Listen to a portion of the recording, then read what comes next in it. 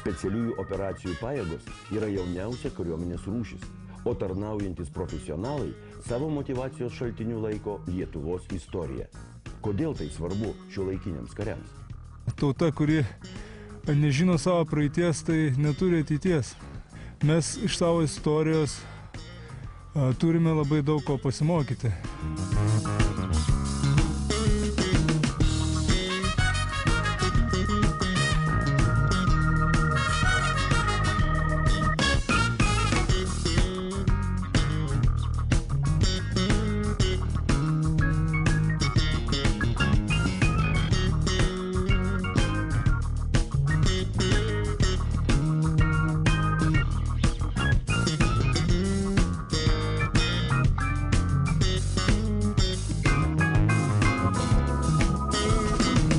Specialiųjų operacijų pajėgos yra labai uždara struktūra, kurioje tarnauja kariai, sugebėję įveikti griežtą atranką.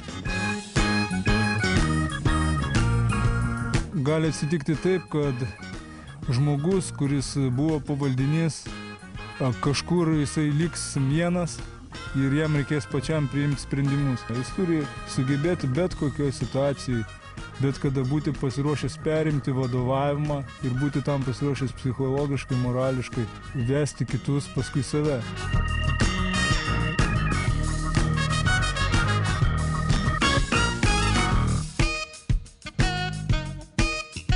Kokias pagrindinės veiklos kryptis būtų galima išskirti?